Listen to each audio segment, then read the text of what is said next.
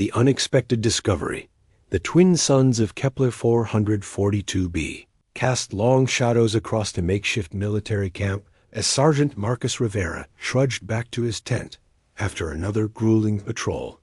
The desert planet's crimson dust had settled into every crease of his uniform, and his throat felt like sandpaper despite the recycled air from his breathing apparatus. Marcus pushed through the tent flap, expecting nothing more than his rumpled sleeping bag and the half-empty bottle of synthetic whiskey. He'd been rationing for weeks. Instead, he found something that made his heart skip several beats. Huddled behind his supply crates, barely visible in the dim emergency lighting, was a figure that definitely wasn't human. The being was small, perhaps 5 feet tall, with skin that shimmered like oil on water, shifting between deep purple and midnight blue, depending on how the light hit it. Most striking were the eyes, large, luminous, and filled with a terror so profound it made Marcus's chest tighten. The creature wore what appeared to be the remnants of some kind of metallic bodysuit, torn and scorched in places. Around its neck was a collar that pulsed with an eerie red light, and similar bands circled both wrists. Despite the alien features, there was something undeniably feminine about the being's delicate bone structure and graceful movements. For a moment, neither of them moved. Marcus's hand instinctively went to his sidearm, military training kicking in automatically. But something in those luminous eyes stopped him from drawing the weapon. This wasn't a threat. This was someone who needed help. The alien being seemed to sense his hesitation. Slowly, carefully, she raised both hands in what Marcus recognized as a universal gesture of surrender. When she spoke, her voice was like wind chimes in a gentle breeze, musical yet haunting. "Please," she whispered in accented but clear English, "do not call them. I mean no harm." Marcus found his voice after what felt like an eternity. "Who are you?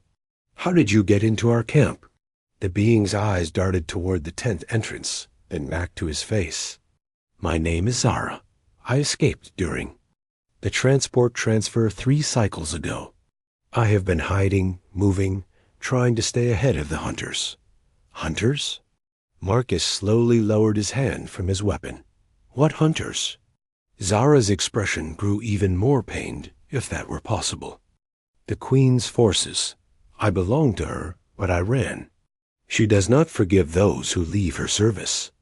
The collar around her neck pulsed brighter for a moment, and Zara winced as if experiencing physical pain. Marcus noticed her hands trembling as she pressed them against the device. "That thing around your neck," he said, taking a careful step. "Closer. What does it do?" "It connects me to her mind," Zara replied, her voice barely audible. "Even across the stars, she can reach me through it, feel what I feel, know where I am, though the distance weakens her grip." Marcus felt a chill. That had nothing to do with the desert night air. "You're talking about Queen Nethys, aren't you? The one our intelligence reports say controls half the Outer Rim territories." Zara nodded miserably. "I was her weapon, her tool for breaking the minds of those who opposed her. She made me do terrible things, forced me to hurt people who were only trying to protect their worlds." The pain in her voice was so raw, so genuine, that Marcus found himself believing every word. He'd heard rumors about the alien empire's use of psychic slaves, beings with mental abilities that could be controlled and weaponized. He'd just never expected to meet one face to face. "Why did you come here?" he asked, settling down on his sleeping bag, but keeping a respectful distance. "To our camp, I mean. I sensed kindness in this place," Zara said softly. "Your people, they do not think the cruel thoughts I learned to recognize in the Queen's court. When I saw you return from patrol, you were tired but not angry, sad but not bitter. I thought perhaps you might understand what it means to serve against your will." Marcus thought about his own situation, drafted into this conflict on a planet millions of miles from home, following orders he didn't always agree with. There were similarities, though his circumstances were nothing compared to what she described. "How long since you've eaten?" he asked, reaching for his emergency rations. Zara's eyes widened in surprise. "You would share food with me? You look half-starved," Marcus replied, tearing open a protein pack. "Here, it's not much, but it'll keep you going." As Zara accepted the food with shaking hands, Marcus noticed the way her skin seemed to glow faintly in the dim light. There was something beautiful about her alien features, an otherworldly grace that made his pulse quicken in ways he didn't expect. "Thank you," she whispered between small bites. "I had forgotten that kindness existed." They sat in comfortable silence for a while, the only sounds being the distant hum of the camp's generators and the soft whistling of wind through the tent fabric. Marcus found himself studying Zara's face, noting the way her large eyes reflected the emergency lighting like stars. "This is dangerous for you," Zara said suddenly. "If they discover I am here, you will be punished for harboring an enemy." "Are you an enemy?" Marcus asked. Zara met his gaze directly. "I was, but that was not my choice. Now I choose to be something else." The conviction in her voice stirred something in Marcus's chest. Here was someone who had suffered unimaginable horrors, but still chose hope over despair, trust over suspicion. "Then I choose to help you," he said simply. Tears began to flow down Zara's face, though they glowed with the same faint luminescence as her skin. "Why? You do not know me. You owe me nothing." Marcus thought about that for a moment. "Because everyone deserves a chance at freedom. Because you asked for help instead of taking what you needed by force. Because ... He hesitated, then continued. "Because looking at you, I see someone worth saving." The collar around Zara's neck pulsed again, more insistently this time. "She?" gasped and pressed both hands against it, her face contorting in pain. "She's trying to reach me," Zara gasped. "The distance makes it harder, but she grows suspicious. She feels my emotions changing, growing stronger." "What kind of emotions?" Marcus asked, though he suspected he already knew. Zara looked at him with those luminous eyes, and for the first time since he'd found her, she smiled. It transformed her entire face, making her look less like a terrified refugee and more like the most beautiful being he'd ever encountered. "Hope," she whispered, "and something else. Something I thought the Queen had burned out of me forever." Marcus felt his heart racing as he realized what she meant. Despite the impossibility of their situation, despite the danger and the differences between their species, something was growing between them. Something that felt suspiciously like the beginning of love. Outside the tent, the camp continued its nightly routine, unaware that everything had just changed. Inside, a human soldier and an escaped alien slave sat looking at each other across a divide that suddenly didn't seem so vast after all. The collar pulsed once more, then went dark. In the sudden quiet, Marcus reached out and gently touched Zara's hand. Her skin was warm, almost feverishly so, and she didn't pull away. "We'll figure this out," he promised. "Whatever it takes." Zara squeezed his hand in return, her alien fingers intertwining with his human ones in a gesture that transcended species. "Together?" "Together," Marcus confirmed, and sealed both their fates with that single word. The hidden truth dawn on Kepler 442b arrived with the subtlety of a plasma cannon, the twin suns rising simultaneously and turning the sky into a canvas of orange and gold. Marcus had barely slept, spending most of the night watching Zara as she rested fitfully against his supply crates. Every few hours, the collar around her neck would pulse, and she would whimper softly in her sleep. He'd given her his spare blanket and had positioned himself between her and the tent entrance. Not that he could do much if a full patrol decided to search his quarters, but the gesture seemed to comfort her As the first rays of sunlight filtered through the tent fabric, Zara stirred. Her large eyes opened slowly, and for a moment she looked confused, as if unsure where she was.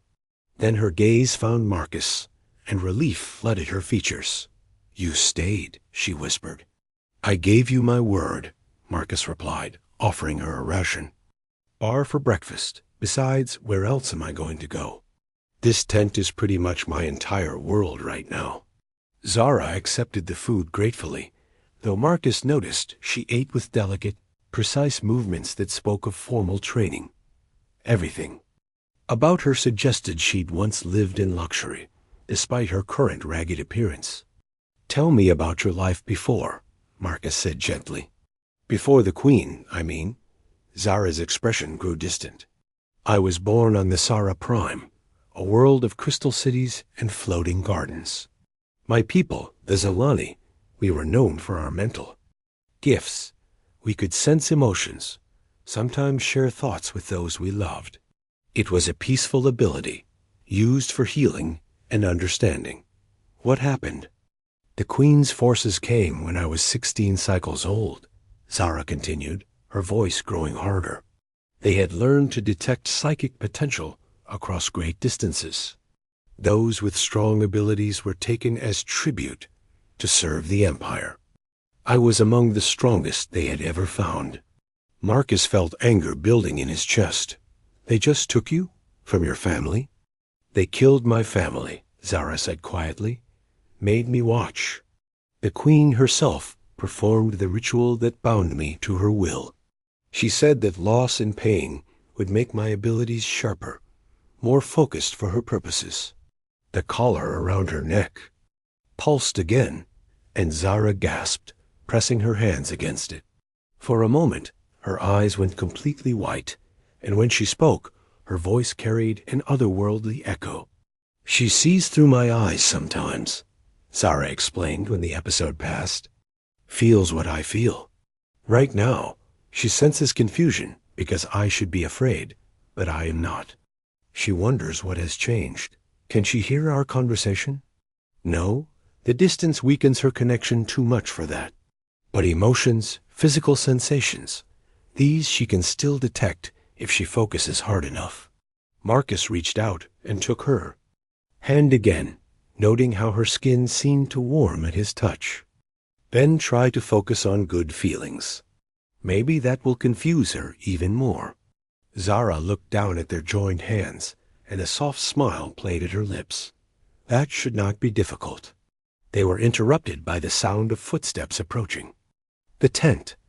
Marcus quickly motioned for Zara to hide behind the supply crates again, throwing his blanket over her just as Captain Beth Collins called out, "Rivera, you in there? We need to talk." Marcus opened the tent flap, stepping outside and zipping it closed behind him.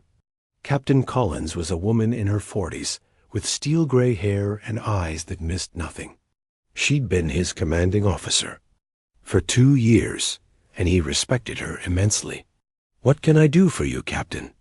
"We had some strange sensor readings last night," Collins said, studying his face carefully. "Energy signatures that don't match any of our equipment. Command wants me to do spot checks on all personnel quarters." Marcus felt his heart rate spike, but years of military training kept his expression neutral. "Of course, ma'am. Anything specific I should be looking for? Unknown technology, unauthorized communications equipment, anything that might explain the readings." Collins paused. "You haven't noticed anything unusual, have you, Sergeant?" "No, ma'am," Marcus lied smoothly. "Been pretty quiet on my end." Collins studied him for another moment, then nodded. "All right. I'll need to do a quick sweep of your tent. Standard procedure." Marcus's mind raced. There was no way Zara could hide from a thorough search, and her alien appearance would raise immediate alarms.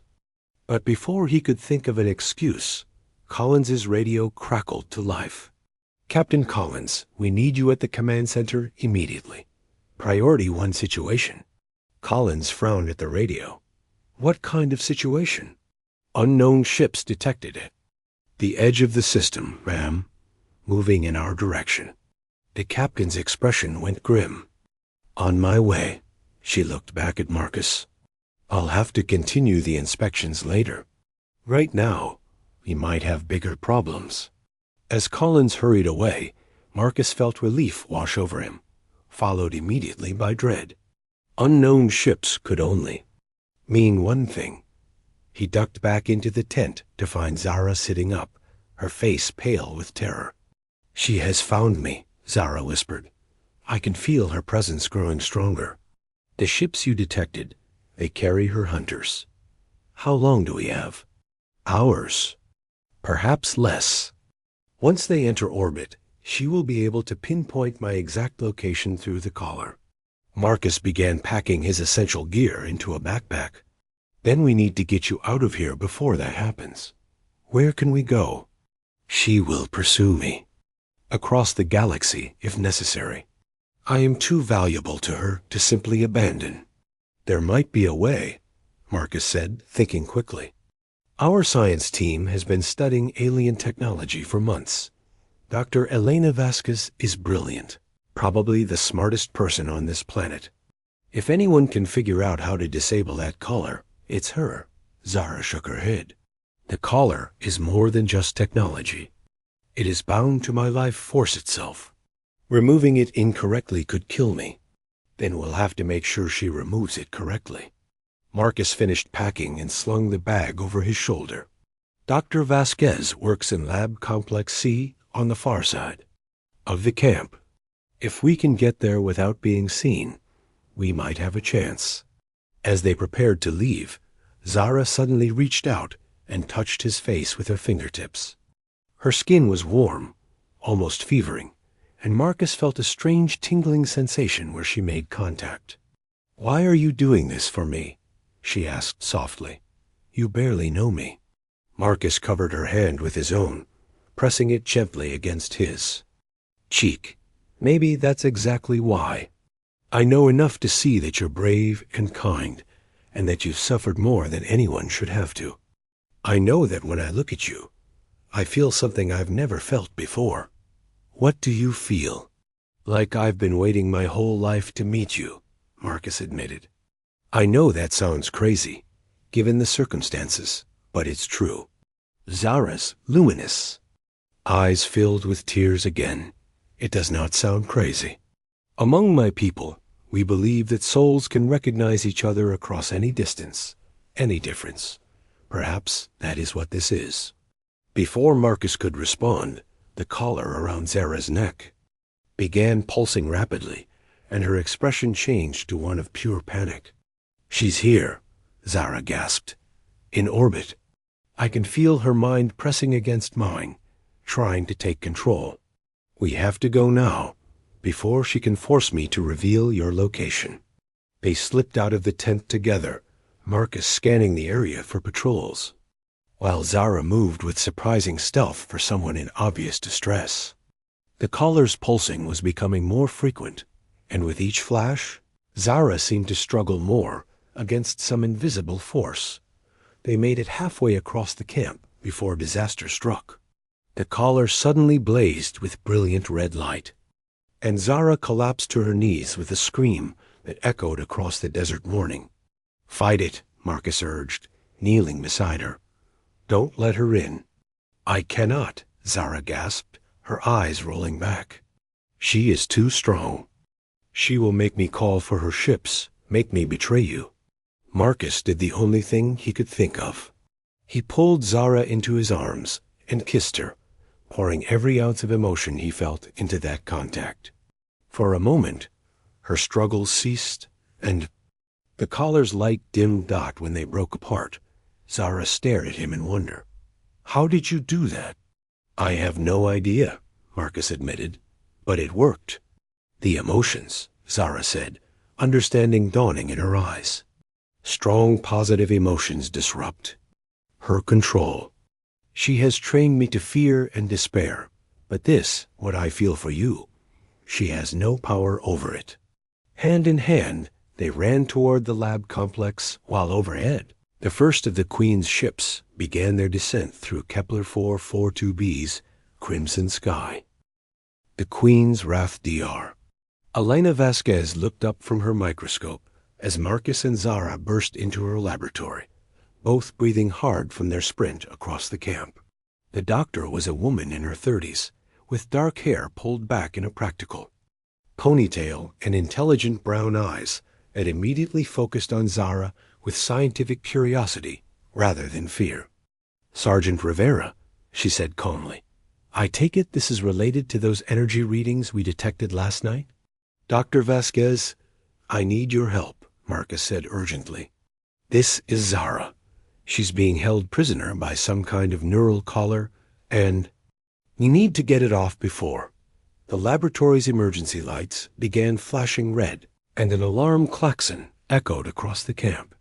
Through the lab's reinforced windows, they could see personnel running to defensive positions as 3 sleek alien vessels descended from the morning sky like birds of prey. "Before that happens," Marcus finished grimly. Dr. Vasquez's expression grew serious as she approached Zara, her trained eye taking in the pulsing collar and wrist bands. "May I?" she asked, gesturing toward the devices. Zara nodded, though Marcus could see her struggling against the collar's increasing intensity. With each pulse, her face contorted in pain, and her breathing became more labored. "Fascinating," Dr. Vasquez murmured, running a scanner over the collar. "This is biotechnology, a fusion of living tissue and quantum processors. It's essentially a parasite that's integrated itself into her nervous system." "Can you remove it?" Marcus asked. "Theoretically, yes, but it would require precise neural surgery and a deep understanding of her species' physiology. One wrong move, and I could sever her connection to her own consciousness." The collar suddenly blazed with light, and Zara doubled over, clutching her head. When she looked up, her eyes had taken on a distant, glassy quality that made Marcus's blood run cold. "My queen," Zara said, but her voice carried a different cadence, more formal and filled with an authority that seemed to come from elsewhere. "I have located the human facility. Shall I signal the landing coordinates?" "Zara, fight it," Marcus said, grabbing her shoulders. "You're stronger than she is." But Zara seemed to look right through him, her attention focused on something only. She could see. Dr. Vasquez watched the interaction with growing understanding. "She's not just controlling the collar," the doctor said quietly. "She's puppeting Zara's entire consciousness. This is far more sophisticated than anything in our databases." Outside, the sound of weapons fire began to echo across the camp as the alien ships disgorged their assault troops. Through the lab's communication system, they could hear Captain Collins coordinating the defense. "All units, fall back to secondary perimeter. Unknown hostiles are equipped with energy weapons and personal shields. Repeat, fall back to secondary perimeter." Zara suddenly straightened, her movements mechanical and precise. "The Queen wishes to speak with the human who has corrupted her property." Marcus felt a chill run down his spine, but he stepped forward. "Then let her speak." Zara's eyes focused on him, but the intelligence behind them was ancient and cold. When she spoke, her musical voice carried undertones of steel and cruelty.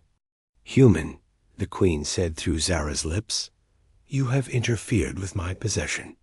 This one belongs to me, has belonged to me for cycles beyond your brief lifespan. Return her, and I will grant you a swift death." "She's not property," Marcus replied, his anger overriding his fear. "She's a person with the right to choose her own life." A laugh emerged from Zara's throat, but it was nothing like her gentle voice. This sound was sharp and mocking. "Choice? This creature was shaped from childhood to serve my will. Every thought, every emotion, every breath exists at my pleasure. She is no more capable of independent choice than your primitive weapons are. Capable of harming my ships." "Maybe," Marcus said, moving closer to Zara, despite the obvious danger. "But I've seen her make choices. I've seen her show kindness, courage, hope. Those aren't things you can program into someone. Foolish human. Allow me to demonstrate the depth of your error. The collar pulsed again, and Zara's hand shot out toward Dr. Vasquez. Energy crackled from her fingertips, and the doctor was lifted. Off her feet, suspended in mid-air with an expression of shock and pain. "No," Marcus shouted, but when he tried to move toward Zara, an invisible force slammed him against the laboratory wall. "This is what she is," the Queen continued, speaking through Zara while maintaining her psychic grip on Dr. Vasquez. "A weapon. A tool for causing pain. Watch as I demonstrate her true nature." Dr. Vasquez gasped as the psychic pressure around her increased. Marcus could see her struggling to breathe, her face turning red from the strain. But then something unexpected happened. Tears began flowing down Zara's face, even as her hand remained extended toward the doctor. Her eyes flickered between the glassy stare of possession and her natural luminous gaze. "Please," Zara whispered, her voice breaking through the Queen's control. "I do not want to hurt her." "You will do as I command," the Queen's voice replied, but there was strain in it now, as if maintaining control was becoming more difficult. Marcus understood immediately. "She's fighting you," he said to the Queen. "Your perfect weapon is developing. A conscience." "Impossible," the Queen snarled through Zara's lips. "I burned conscience out of her long ago." "Then explain why she's crying," Marcus challenged. "Explain why she's resisting you." Dr. Vasquez suddenly dropped to the floor, gasping for air. Zara's hand fell to her side, and she staggered backward, her face a mask of horror at what she'd. "Nearly done. I am sorry," she whispered to the doctor. "I tried to stop it, but she is so strong." "Don't apologize," Dr. Vasquez said, pulling herself to her feet. "You saved my life by fighting her control." The Queen's voice erupted from Zara, again filled with rage. "What has happened to you? What has this human done to corrupt your obedience?" Zara looked directly at Marcus, and when she spoke, her own voice was clear and strong. "He showed me kindness. He treated me as a person worthy of respect and care. He made me remember what it feels like to be valued for who I am, not what I can do." "Sentiment," the Queen spat. "A weakness I will burn out of you permanently once you are returned to me." "No," Zara said firmly. "I will not go back. I choose freedom, even if it costs me my life." The collar began pulsing frantically, and energy crackled around Zara's body. Marcus could see the terrible strain on her face as she fought against the Queen's attempts to reassert control. Dr. Vasquez grabbed her emergency surgical kit. "I can try to remove the collar now, while she's distracted by the struggle for control, but it's incredibly dangerous." "Do it," Marcus said without hesitation. "If I'm wrong, she could die." Marcus looked at Zara, seeing the determination in her luminous eyes despite the pain she was enduring. "If you don't try, she'll never truly be free." Dr. Vasquez activated a neural dampening field around the surgical area and approached Zara with a precision laser scalpel. "This is going to hurt," she warned. "Pain I can endure," Zara replied, her voice steady despite everything. "It is the loss of hope that would destroy me." As the doctor began the delicate procedure of severing the collar's connection to Zara's nervous system, the Queen's fury echoed through the laboratory. The lights flickered, equipment sparked, and the very air seemed to vibrate with psychic energy. Outside, the battle for the human base raged on. But inside the laboratory, 3 people fought a different kind of war, one for the freedom of a single soul who had dared to choose love over fear. Marcus took Zara's hand, squeezing gently as Dr. Vasquez worked with steady precision. Whatever happened next, they would face it together. "Almost there," the doctor murmured, sweat beading on her forehead as she navigated the collar's complex neural pathways. Just a few more connections to sever. The collar's light began to dim, and the Queen's voice grew fainter, more distant. "This is not over," she hissed through the weakening connection. "I will find you, child. I will reclaim what is mine."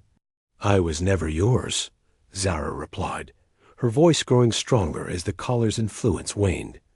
"I belong to myself now." With a final flash of light, the collar went dark and fell away from Zara's neck, clattering to the floor like a discarded chain. For the first time in years, Zara was truly free. Breaking the chains, the moment the collar hit the laboratory floor, Zara collapsed into Marcus's arms, her body shaking with exhaustion and relief. The wristbands that had also bound her fell away on their own, their connection to the primary. Collar severed. For the first time since he'd met her, Marcus could see her without any of the alien technology that had held her captive. "How do you feel?" Dr. Vasquez asked, running a medical scanner over Zara to check for any residual damage. Zara looked up at Marcus with eyes that seemed brighter than ever, free from the pain that had constantly shadowed them. "Empty," she said softly. "But empty. In a good way. Like a house that has been cleaned of unwanted guests." "The neural pathways are healing already," Dr. Vasquez reported. "Her species appears to have remarkable regenerative capabilities. The psychic channels that were artificially created are closing, returning to their natural state." Marcus helped Zara sit up on the examination table, noticing how different she seemed without the constant tension of fighting the Queen's control. There was a grace to her movements now, a naturalness that had been suppressed before. "Can she still sense me?" Zara asked, unconsciously touching the spot where the collar had been. "The connection is completely severed," Dr. Vasquez confirmed. "Whatever link existed between you and this Queen, it's gone permanently." Outside, the sounds of battle had grown more intense. Energy weapons discharged in brilliant flashes that lit up the laboratory windows, and the ground shook with explosions as human and alien forces clashed across the camp. "We need to get you somewhere safe," Marcus said to Zara. "The Queen's forces aren't going to give up just because they've lost their psychic tracking." "No," Zara said, standing with newfound determination. "I will not hide anymore. She has come here because of me, and innocent people are dying. I must face her." "You don't have any weapons," Marcus pointed out. "No armor, no training for this kind of combat." Zara held up her hands, and Marcus was amazed to see energy dancing between her fingers. But this was different from the violent crackling he'd witnessed when the Queen controlled her. This energy was softer, more controlled, with a silver blue luminescence that matched her natural skin tone. "I do have weapons," she said quietly, "but now they are mine to control. The Queen forced me to use my abilities for destruction and domination. Now I choose to use them for protection and healing." Dr. Vasquez stared in fascination. "The collar wasn't just controlling you. It was suppressing your natural abilities and channeling them through artificial pathways. Now that it's gone, you're accessing your true power." "I can feel it," Zara said, wonder in her voice. "Like remembering how to breathe after being underwater for so long." Marcus felt a surge of admiration for this remarkable woman who had endured so much and emerged stronger rather than broken. "What do you want to do?" "I want to end this," Zara replied. "Not with violence, if possible, but with understanding. The Queen has been searching for power for so long that she has forgotten what true strength looks like." They were interrupted by Captain Collins's voice over the communication system. "All personnel, fall back to the central complex. Enemy forces have breached the outer perimeter. Repeat, fall back to central complex." "The command center," Marcus said. "That's where they're making their stand." Zara nodded.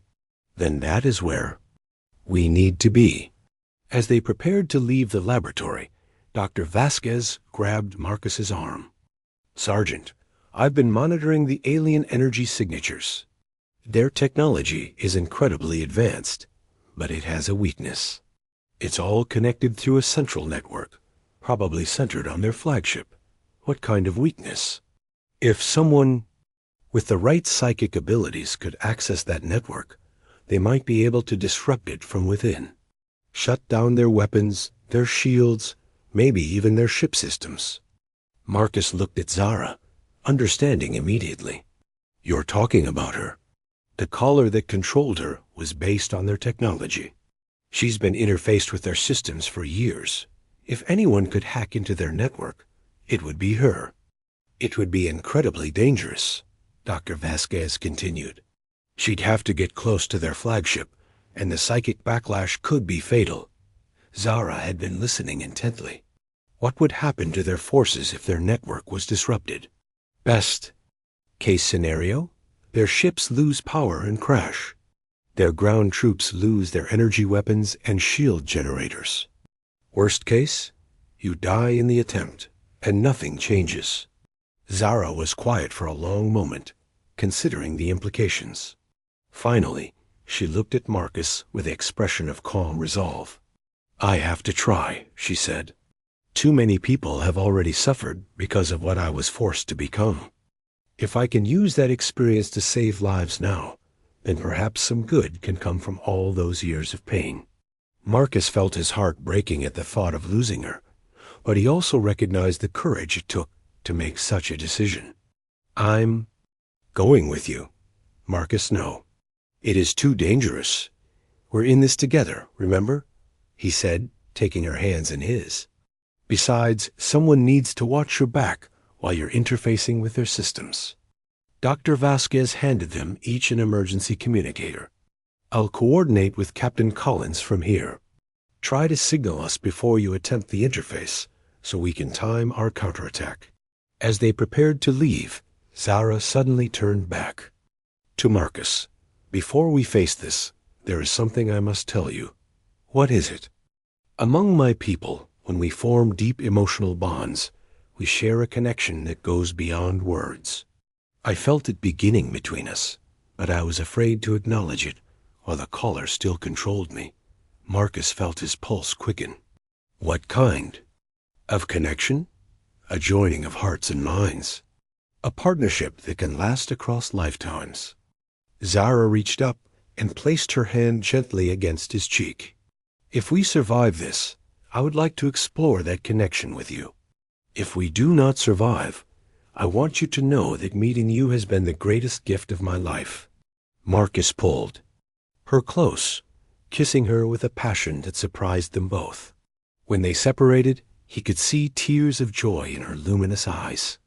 When we survive this, he corrected gently, we'll have all the time in the universe to explore what we mean to each other.